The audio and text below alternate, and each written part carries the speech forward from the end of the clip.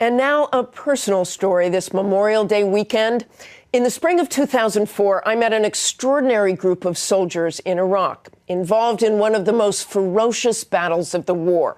A platoon was ambushed, 8 soldiers killed in a matter of hours, and more than 60 wounded. At the time, it was the largest loss of life for the 1st Cavalry Division since Vietnam. I have stayed in touch with many of those soldiers and their families through multiple deployments on multiple battlefields. But a few weeks ago, it was a different kind of meeting, a 10-year reunion at Fort Hood, Texas, a powerful and emotional weekend about brotherhood, bonds, and an unbreakable spirit. It was the day that would define them as a unit, as soldiers, as men. It was almost indescribable. It was probably the loudest thing I've ever heard. Fire came from the right-hand side of the street and the left, and from the front and the rear. Soldiers who had never been in battle, 19 pinned down in an alley, the rest of the battalion racing to rescue them. Unprotected, exposed, facing masses of armed insurgents. And we see the Charlie Company truck, just like the one we're riding in, rode down the road to us, 4 flat tires, engine on fire.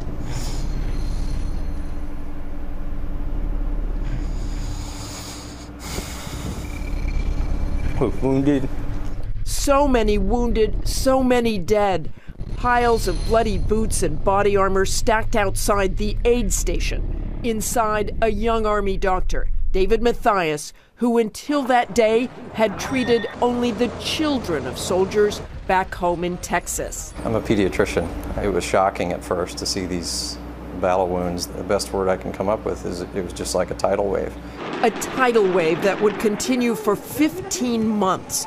By the end of their deployment, the 1st Cavalry Division had lost 169 soldiers. Some guys have seen some things that no one ever wants to see.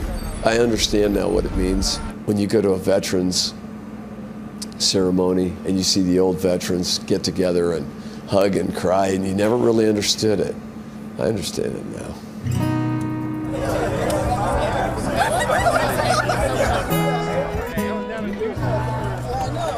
And 10 years later, Gary Valesky understands it even better. And that's what this is all about. It's about a family, not a unit, not a battle in a city, about a family.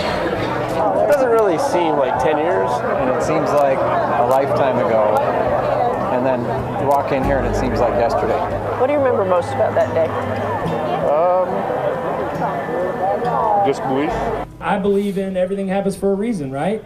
There's nobody standing out here that's alone. You will never be alone, and that's just the way it is. Come on! It's a brothership. A brothership, a family that has grown and struggled, but survived. On this hot Texas night, they are again one. Our God, we come together as people who've been through the unthinkable. God, I just pray that our hearts always be turned to those who aren't here. I pray for their families, that this would be a time of healing. In your name we pray. Amen. How old was he? 25. Angel's younger brother, Robert Arciaga, was killed trying to rescue the platoon.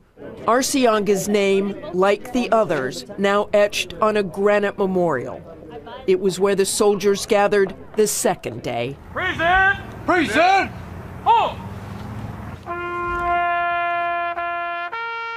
10 years ago today, our hearts and lives changed forever. Not only for those who lost someone, but for those who returned home with memories they never asked for. Never asked for, and for some, almost too much to bear. What does this mean to you? It's huge. This is what I needed. I needed this to kind of turn the next page, if you will. It's been hard doing that. Yeah. Yeah, it's been hard. Eric Borquin and Justin Bellamy know the pain as well. They were in that alley together under withering fire. Today, they are both fathers and students. Is it hard seeing the guys who aren't doing so well? It does hurt because they're like our brothers. What would you say to them about how to get through it? Get help. You can lie to everybody else, but that guy you're looking at in the mirror, he knows you're hurting. After Afghanistan, that was the first time I went and got help. I don't want to be mean dad or mean husband. I still wanted to, enjoy my family. And young Dr. Matthias, he practices medicine in Wisconsin. He and his wife just adopted a child in China to add to the 5 they already have. But the pediatrician still thinks about that first night of trauma a decade ago. You were broken up last night during your beautiful prayer. What was going through your mind right then? What happened to you? Desperately wishing we could have brought everybody back. Troy, you lost the first soldier on April 4th. It was Sergeant Chen. Eddie Chen was your guy. I've paid many respects to him and begged for forgiveness. Why do you say begged for forgiveness? Well, I mean, it's family, right? You lose part of your family. Well, I know in my head there's not anything I could have done to prevent that. Doesn't make it any less easy.